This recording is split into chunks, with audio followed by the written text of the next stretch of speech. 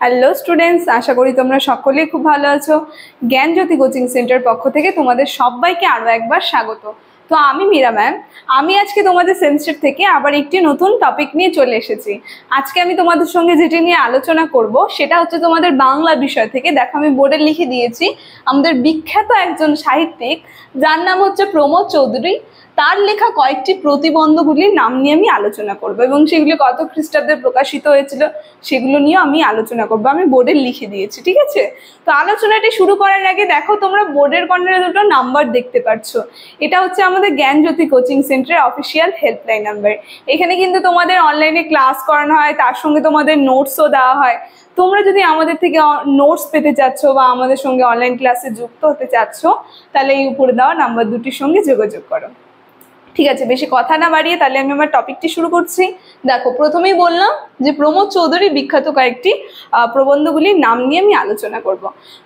তো প্রমোদ চৌধুরী সম্পর্কে আগে একটু বলি যে একজন বিংশ শতকের একজন বিখ্যাত কবি ছিল এই প্রমোদ চৌধুরী, ঠিক আছে? তো তার কিন্তু একটা ছদ্মনাম ছিল। তিনি যেই ছদ্মনাম নামে বিখ্যাত ছিল সেটা হচ্ছে বীরবল। এই বীরবল নামটা কিন্তু এই প্রমোদ চৌধুরীর কিন্তু ছদ্মনাম ছিল, ঠিক আছে? তো এই জন্য তিনি ফেমাস ছিলেন। তারপর আরেকটা হচ্ছে বাংলায় নবজাগরণের সময় কিন্তু তিনি একজন বিখ্যাত কবি ছিলেন, ঠিক আছে? তো দেখো, তার কয়েকটি প্রবন্ধগুলি আমি তাহলে বলে দিচ্ছি, বোর্ডে লিখে দিয়েছি। তোমরা যদি বুঝতে না পারো, আমি ছোট ছোট করে লিখেছি, তাহলে আমি মুখে বলছি, তোমরা একটু খাতায় লিখে নেবে, ঠিক আছে?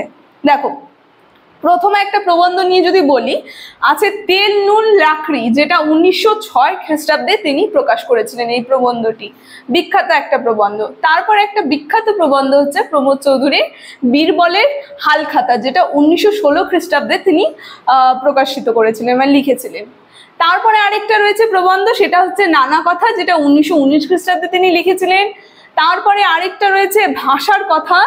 তারপরে আরেকটা প্রবন্ধ আছে, বিখ্যাত একটা প্রবন্ধ, সেটা হচ্ছে আমাদের শিক্ষা, যেটা 1920 খ্রিস্টাব্দে প্রকাশিত হয়েছিল। তারপরে আছে হচ্ছে রায়তের কথা, যেটা 1919 খ্রিস্টাব্দে তিনি প্রকাশিত করেছিলেন। তারপরে আরেকটা বিখ্যাত প্রবন্ধ যদি আমি বলি, সেটা হচ্ছে নানা চর্চা, 1932 খ্রিস্টাব্দে তিনি লিখেছিলেন, ঠিক আছে? তো আজকের আলোচনাটি আমার খুবই ছোট ছিল, এতটুকুনি ছিল প্রমোদ চৌধুরী থেকে। আশা করি তোমরা বুঝতে পেরেছো। আলোচনাটি আমি এখানেই শেষ করছি। ভিডিওটি যদি তোমাদের ভালো লেগে থাকে, অবশ্যই like, comment, share and subscribe করে দিও। Thank you.